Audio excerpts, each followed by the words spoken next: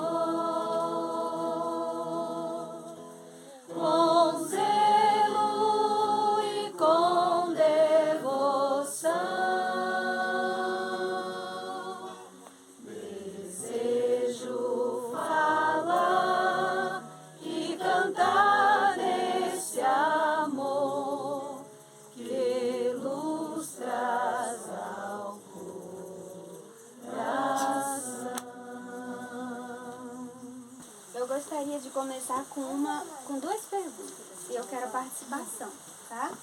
De vocês. O que vem à mente de vocês quando vocês ouvem a palavra educação? Quem quer falar? Eu falo. Fala. O que é educação? O que vem na mente de vocês? Redenção. Aleluia. Quem mais? Sejam sinceros. Revelação. Revelação. Alguém mais? Assim, não pensa assim para dar uma resposta bonita, não. Fala o que vem à mente de vocês. Educar as ações. Várias o quê? Educar as ações. Educar as ações. Vocês também. Eu esperava outras coisas. Respeito. E quando a gente fala de verdadeira educação, o que vem à mente de vocês? Vocês lembram de quê? De quê? Que existe uma falsa. Que existe uma falsa. Que Sara ensinando o Isaac. Lembra da educação de crianças. Então, é interessante a gente se fazer certas perguntas, né? Porque a gente ouve muito falar sobre esse tema. Eu acredito que todos vocês já ouviram falar sobre esse tema, né? Sobre verdadeira educação, sobre educação. A gente lembra muito de crianças, né? De filhos, de outras pessoas. Mas é interessante a gente lembrar que isso deve começar em nossa vida. Não importa se temos filhos ou não, mas que a verdadeira educação, ela precisa ser praticada, ser viva, eficaz na nossa vida. Afinal, a gente é mal educado em muitos pontos, né? A gente precisa admitir. E refletir em que eu ainda preciso ser educado por Deus. Porque quando um professor, ou no caso, né, os pais são, né, os primeiros professores das crianças, ou quando temos a experiência de ser professor ou de ter professores, os alunos eles vão copiar o que seus mestres ensinam, certo? E eles vão adquirir muitas características também. Às vezes o sentar. Eu tinha alunas que eu fazia uma coisa, elas faziam igualzinho logo depois. Então, às vezes, adquire características e jeito do seu professor. E assim também acontece com os pais, porque os pais são, né, os primeiros professores. E a gente fala muito a respeito desse tema, lembrando muito do outro. E eu queria chamar vocês a atenção para a gente fazer uma autoavaliação sobre nós mesmos. Em que eu devo ser educado. Porque, irmão Sérgio, quer falar? Eu queria participar. Sim, à vontade. Eu acho que eu peguei o que você queria dizer. Eu acho que a educação em si, formalmente falando, é o aprendizado de um homem para o outro ser. Sim. Né? Para outro ser. Uma educação sim, formal, né? Para viver na sua sociedade. Agora, uma educação superior é aquela educação que vem de Deus, que vai nos ajudando a viver no céu. Exatamente. Porque a gente precisa ter como nosso mestre Jesus. Antes de eu querer educar qualquer pessoa, e nós queremos, às vezes, não só nossos filhos, a gente quer, às vezes, educar o nosso irmão, querer que ele faça de forma assim, assada. E, na verdade, a gente precisa, antes, ser educado. Eu não posso, de maneira nenhuma, exigir que o meu aluno seja organizado se eu não sou, né? Não é honesto da nossa parte.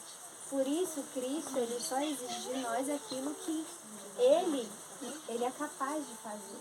E ele ainda nos motiva, olha, vocês também são capazes de fazer. E daí, então, a gente pode influenciar os demais. Seja filho, esposo, esposa, amigos, irmãos. E a gente vai ver no decorrer desse estudo, o que é preciso para que o Senhor nos reeduque. E nisso a gente vai ver alguns versos, né? A gente vai mapear bastante a Bíblia, para que esse assunto fique bem frisado na nossa mente e a gente possa refletir sobre o que o Senhor quer mudar em nossas vidas, né? Bom, através do plano da redenção que a gente tanto fala, é que a gente pode ser reeducado, certo? Porque quando a gente fala sobre a morte de Jesus e a sua ressurreição, isso não pode ser algo tão distante como parecer uma história contada, mas é realmente o nosso Deus passou por isso. Então, quanto mais a gente contemplar a Cristo, por isso nos é orientado sempre meditar na cruz, mais a gente vai se aproximar de Jesus. E quanto mais a gente se aproximar de Jesus, mais seremos educados por Ele, né? E podendo ser influência para os demais. Vamos, Martim, abre em Jeremias 31, 3.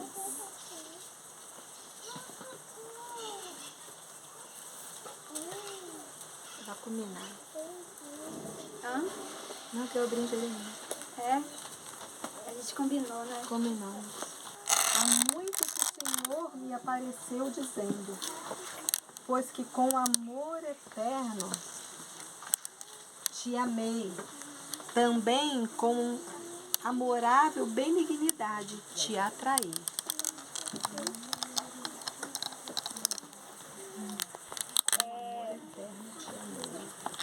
Por meio de Cristo, nós podemos ser verdadeiramente educados. E aí a gente pensa em uma situação que eu acredito que a maioria de nós passou. Como a gente como a gente se comportar de maneira diferente vindo de lares desestruturados. Essa é uma questão assim que a gente carrega muito forte, né? O nosso lar, de onde a gente veio, provavelmente era desestruturado, e aí nós herdamos más tendências. Mas, por meio de Jesus, isso tudo pode ficar para trás, né? E realmente sermos verdadeiramente educados para a glória de Deus. Eu queria partilhar com vocês um texto do Espírito de Profecia, que está em Patriarcas e Profetas, na página 144, que diz assim, de todo lar cristão deve resplandecer uma santa luz. O amor deve revelar-se nas ações, deve promanar de toda a relação doméstica, mostrando-se em bondade meditada, em uma cortesia gentil, abnegada. Há lares em que este princípio é levado a efeito, lares em que Deus é adorado e em que reina o mais verdadeiro amor. Destes lares, as orações matutinas e vespertinas sobem a Deus como incenso suave, e suas misericórdias e bênçãos descem sobre os suplicantes como o orvalho da manhã. Uma casa cristã bem ordenada é um poderoso argumento em favor da realidade da religião cristã. Argumento que o incrédulo não pode contradizer. Todos podem ver que há na família uma influência em atividade, a qual afeta os filhos, e que o Deus de Abraão está com eles.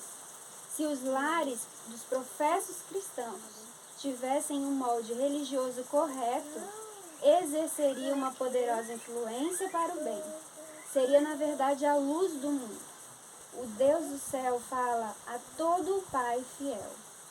Nas palavras dirigidas a Abraão, eu o tenho conhecido, que ele há de ordenar os seus filhos e a sua casa depois dele, para que guardem o caminho do Senhor, para obrarem com justiça e juízo, para que o Senhor faça vir sobre Abraão o que acerca dele tem falado.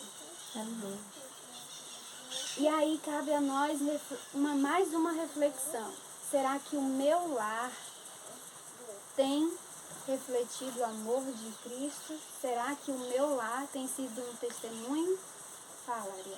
É porque não é, a gente fala de lar desestruturado, não é necessariamente aquilo que passa no jornal, né? Aquela coisa terrível, é qualquer coisa que está fora dessa verdadeira educação, né? Desse lar. Sim. Do que se diz de Abraão e que ele vai fazer aparecer. Então, seja qualquer coisa que foge disso, é desestruturado. É interessante que aqui falam de Abraão e tem falado coisas boas acerca dele. E sobre o nosso lar? Será que se a gente for fazer uma pesquisa, não faríamos, mas se fôssemos fazer uma reflexão, o que será que falariam do meu lar? Será que ele realmente reflete o amor de Deus? Será que mas assim, não é viver de aparência, a gente não deve fazer essa reflexão para aparentar algo, mas será que realmente eu tenho sido exemplo para o meu esposo, ou vice-versa, o meu filho, ou aí a gente vai ampliando, né? Vai para os sogros, cunhados, primos, vizinhos, a família de Deus. Então tudo começa dentro do nosso lar. Mas antes de começar no nosso lar, começa onde? Dentro de nós. Em nós. Por isso que é muito difícil a gente mudar o nosso lar, porque a gente quer mudar coisas às vezes, né? Mas sem que o Senhor faça realmente uma mudança na nossa vida. E aí é necessário muita oração para que Deus também faça no nosso companheiro, nos demais que formam a família. E assim, a família de Deus, ela vai sendo formada por famílias, primeiro por pessoas, e aí vai se ampliando para o lar, e vários lares, a família de Deus. E essa família tem refletido de fato o caráter de Deus.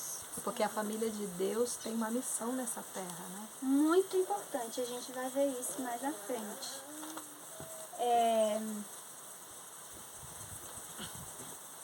E aí cabe a cada um de nós fazer uma pergunta. Será que eu tenho sido esposo, ou pai, ou mãe, esposa, filho e filha que Deus se agrada? Às vezes a gente, como filho, fala assim, eu vou fazer isso só porque minha mãe está mandando, só para agradar. Mas a verdade é que eu nem gosto de fazer e nem vejo sentido em fazer. E aí, cabe a nós a oração. Senhor, então me dá prazer porque isso é servir o outro. A gente não serve só o nosso vizinho, a gente começa servindo dentro de casa. Seja qual for o nosso papel dentro de casa, seja de esposo ou esposa e de filhos, não importa. O Senhor nos convida a cada um a servir de coração, mas realmente como a Deus e não aos homens, né? Se a gente cultivar esse pensamento, vai ser mais tranquilo a gente caminhar com Jesus e um com o outro. Porque você não vai ficar simplesmente ali, eu vou fazer isso aqui para minha mãe, mas eu penso primeiramente em Deus. Enquanto isso, vamos abrir em 1 João 3. Um outro irmão abre João 15. Obrigada. um outro irmão, por favor, abre em 1 Coríntios 13 e outro, 2 João 1. Então, quem abriu em 1 João 3,16, pode ler. Na verdade, pode ler do 16 ao 18. Conhecemos o amor misto que nos deu a sua vida por nós. Nós devemos dar a vida pelos irmãos. Quem, pois, tiver bens do mundo e vendo seu irmão necessitado, encerrar as suas entranhas, como resiste nele o amor de Deus? Meus filhinhos, não amemos de palavra, nem de língua, mas em obra e em verdade. É muito forte, né, irmãos? Foi o que a Machine comentou mais cedo, né? De que se a gente tiver algo para falar ou quiser criticar um irmão, a gente pode fazer. Mas se a gente tiver a capacidade de dar a vida por ele. E, na verdade, a gente não deve fazer, né? Porque nós somos falhos. E nós devemos, na verdade, nos avaliar, né? Nos criticarmos. E sempre que olharmos para o nosso irmão, olharmos sempre com um olhar de amor. Não importa o que ele faça, é olhar com olhos de amor. Julgará o homem a si mesmo e ao outro olhar com misericórdia. Sim, e isso não é só irmãos assim, é da fé. Próximo. É dentro de casa, olhar, meu esposo agiu de tal maneira. E aí a minha reação automática já é uma. Mas eu não devo fazer assim. Eu devo olhar com olhos de amor. Como que eu posso ajudá-lo nessa dificuldade? É fácil falar, mas a gente precisa falar e repetir até que se torne real na nossa vida. João 15:13. Nenhum homem tem maior amor do que este, de algum homem entregar a sua vida pelos seus amigos. Pois é. Então, será que como a família de Cristo nós temos amado um ao outro a ponto de darmos a vida um pelo outro? Se nós não temos nem a capacidade de fazer isso dentro do nosso lar, que dirá com os nossos irmãos? Mas aí o Senhor, Ele sempre que Ele nos traz a situação, Ele também nos traz a resolução, né? Como que a gente pode alcançar isso? Através de Jesus, porque por nós mesmos, meus irmãos, a gente não consegue. Não consegue de jeito nenhum. Mas pelo poder que há em Cristo Jesus, nós conseguimos. Não sei se vocês já tiveram alguma situação que você agiria de outra maneira, mas naquele momento o Espírito Santo te fez agir de outra. Todo dia. Não é tão bom? É tão bom, a gente fica assim até leve, né? E quando acontece o contrário, a gente deve ficar realmente contrito diante do Senhor, para que a gente não haja mais assim. 1 Coríntios 13:5. 13. Não, aqui fala do amor. Sim. O amor ágape.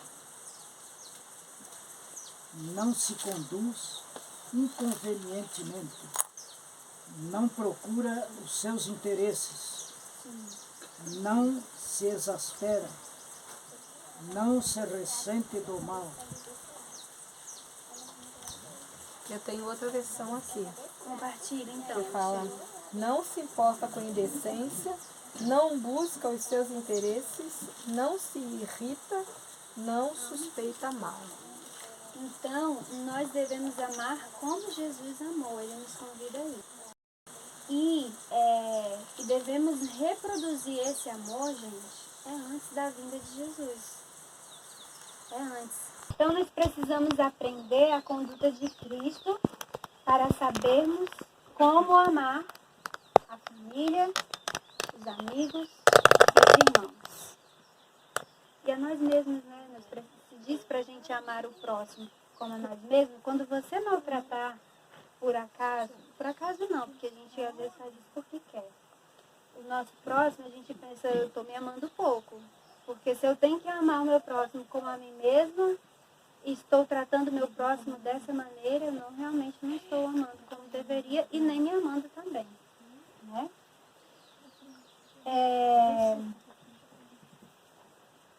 1 João 4,10.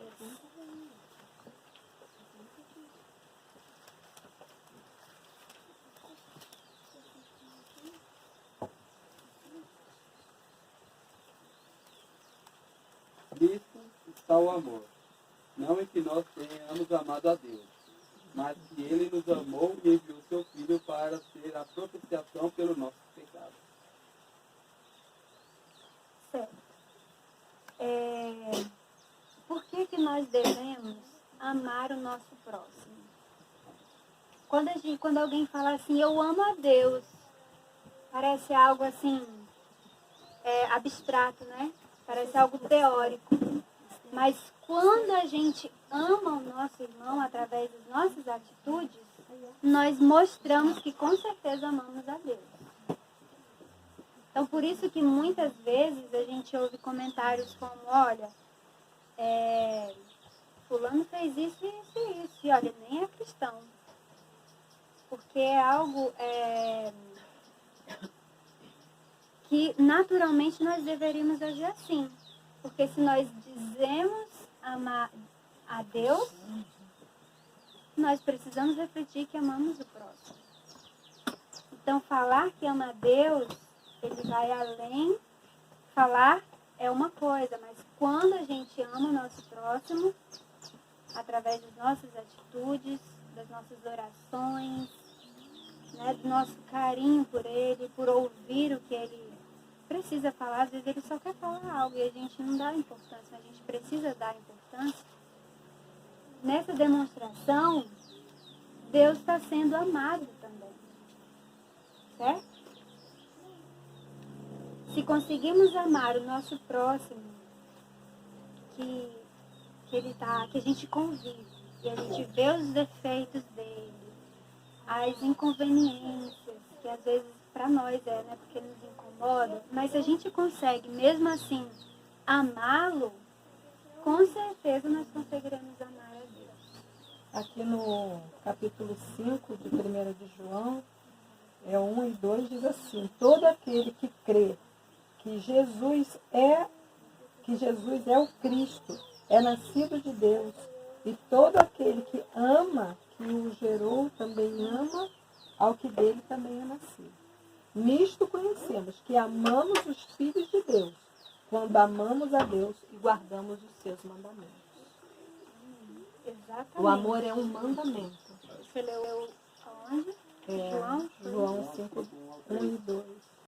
Tão forte como essa passagem de Isaías 53, a gente pensa, eu ainda estou muito longe de refletir aqui.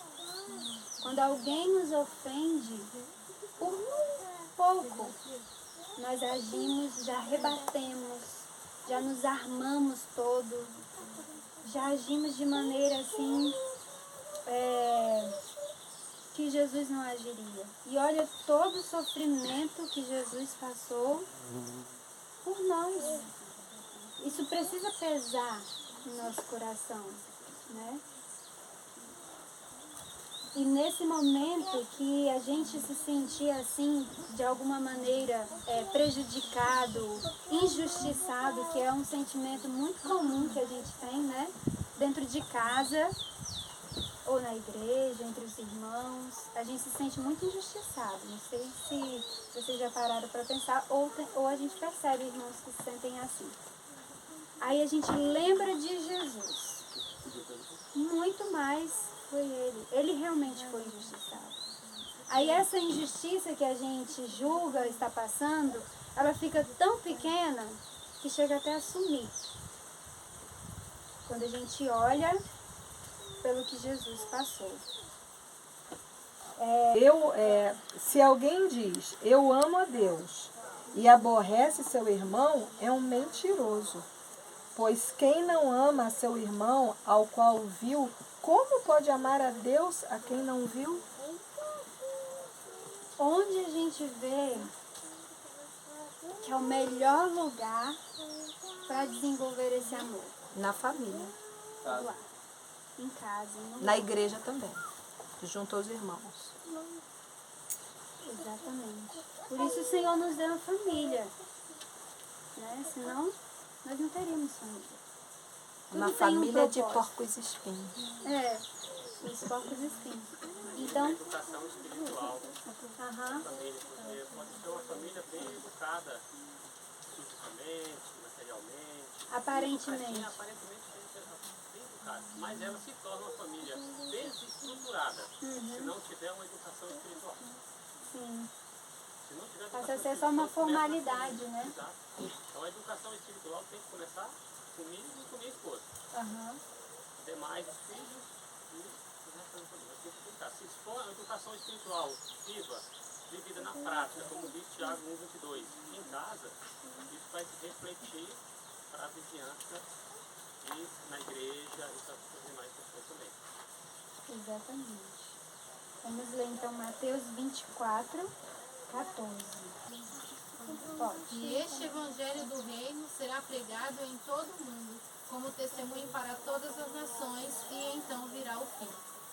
Então, o evangelho, o verdadeiro evangelho, ele é dado através do quê? Do nosso testemunho, gente. E o nosso testemunho começa dentro de casa. Eu estou testemunhando para o meu pai? Eu estou testemunhando para o meu esposo? Né? E aqueles que não moram com seus pais, também a gente continua testemunhando. O Senhor, Ele sempre nos dá, sempre nos proporciona oportunidade de testemunhar.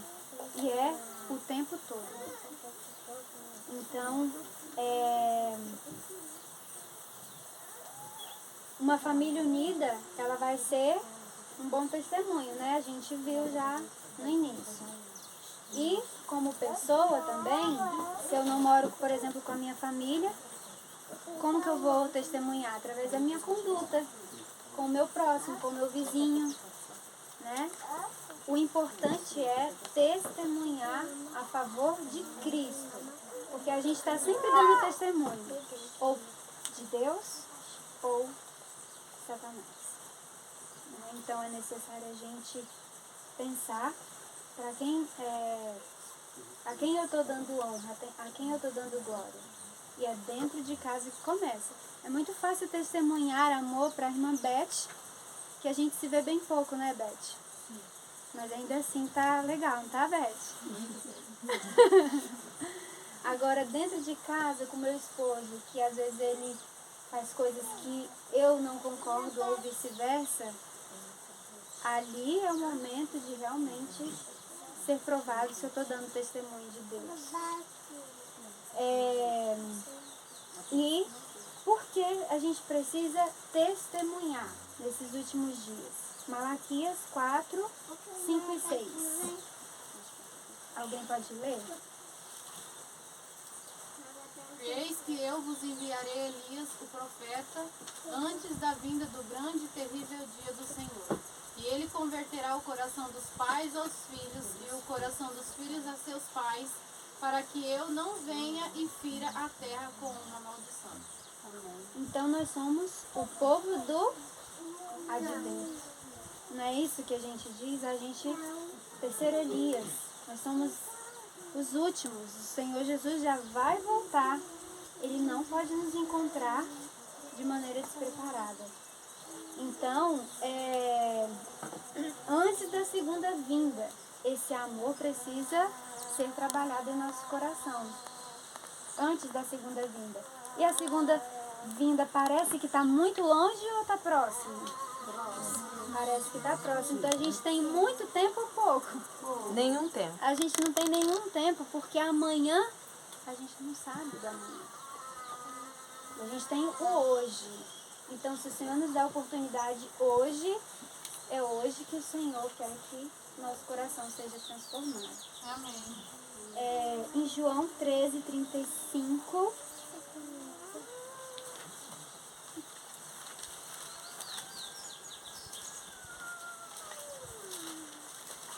Diz: nisso conhecerão todos que sois meus discípulos, se vos amardes uns aos outros.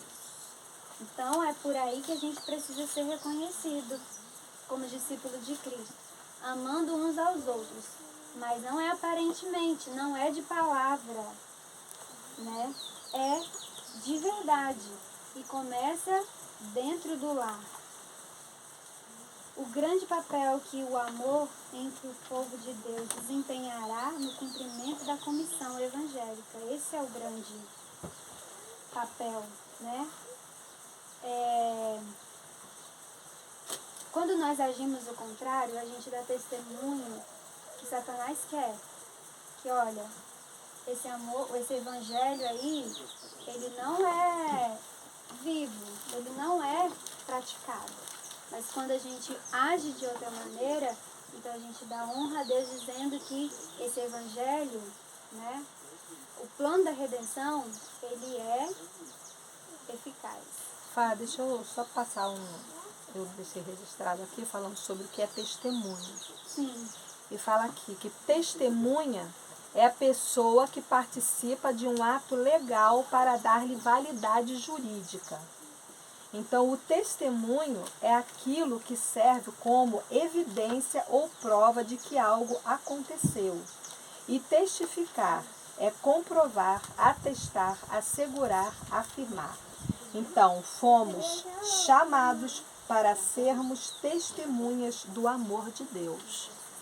Então, isso foi um estudo que eu fiz baseado lá em João 26:27. E nós fomos chamados, todos nós, querendo ou não, estamos envolvidos em um ato jurídico. Nosso Deus, ele está sendo réu, né? Ele é réu voluntário, mas ele é réu. E ele está no tribunal diante de todo o universo. E nós, essas criaturinhas, entende? Defasadas, envolvidas num ato de pecado, pelo engano, fomos chamados para sermos transformados em amor, para testemunhar a favor do autor da vida. É um privilégio muito grande. Nós deveríamos estar empenhados nisso 24 horas por dia. Em que, Senhor, eu posso te servir? Em que eu posso testemunhar? Né? O quanto nós podemos fazer para um Deus que é todo poderoso. Ele nos dá essa honra e depois ele vai dizer para o inimigo de Deus que o acusa e é acusador dos nossos irmãos 24 horas por dia. Ele vai dizer, tá vendo como o poder do mal é como se todos os dias, cada vez que Satanás nos tenta e ele pensa que consegue nos influenciar, mas vem o poder do Espírito Santo, a influência do caráter de Cristo na nossa vida, Satanás dá um tiro no pé e ele sai frustrado.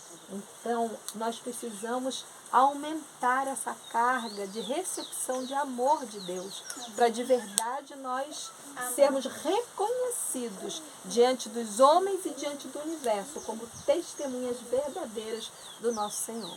Amém.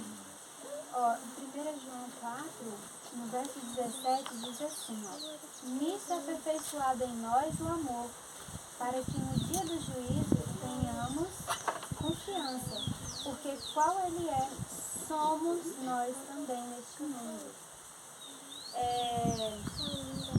Então, quando o amor de Cristo é apresentado no coração dos seus súditos, quando for apresentado, Deus então poderá permitir os últimos eventos e Jesus voltará. E gostaria só de compartilhar com vocês mais um texto para desejar a todas as nações. No capítulo, ou na página 641, diz assim,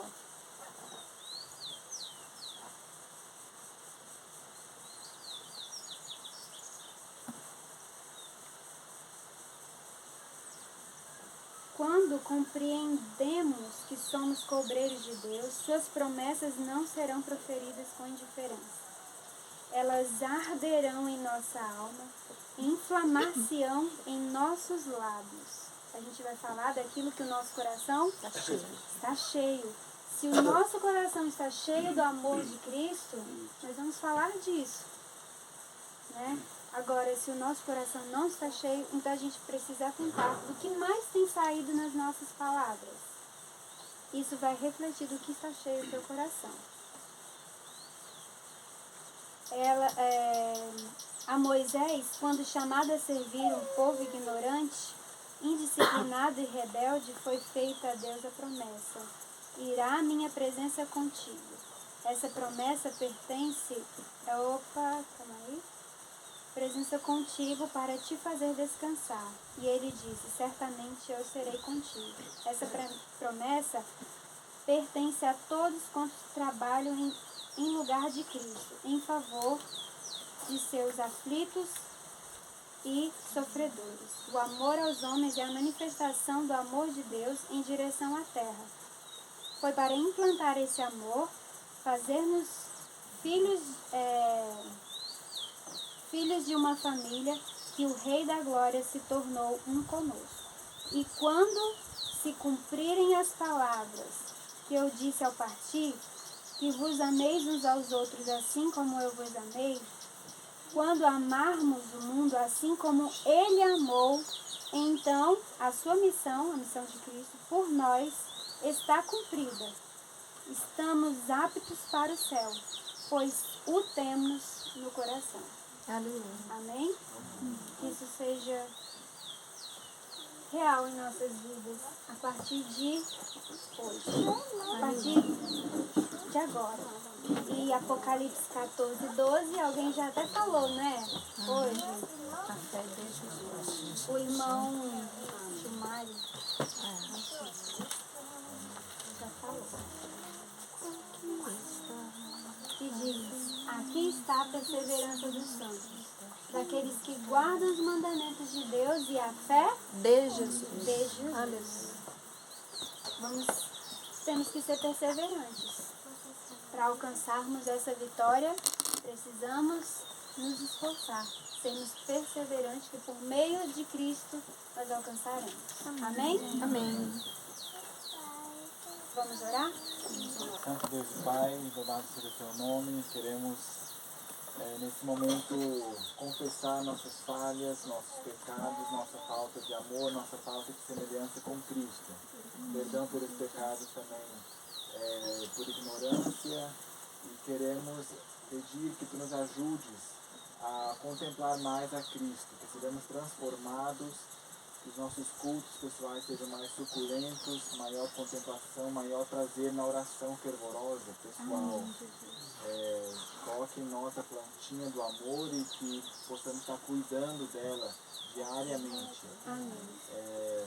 Ajude-nos a não suspeitar mal contra o nosso irmão, a amá-lo realmente, a perdoar, sempre suspeitar o bem e ter um espírito de reconciliação. Abençoe nossos irmãos aqui em Capitólio, que eles tenham o seu caminho aplainado para poderem ir para o campo mais rápido e ter o seu caráter mais purificado também, para que possamos todos ser selados, estar prontos para a salvação pela tua graça.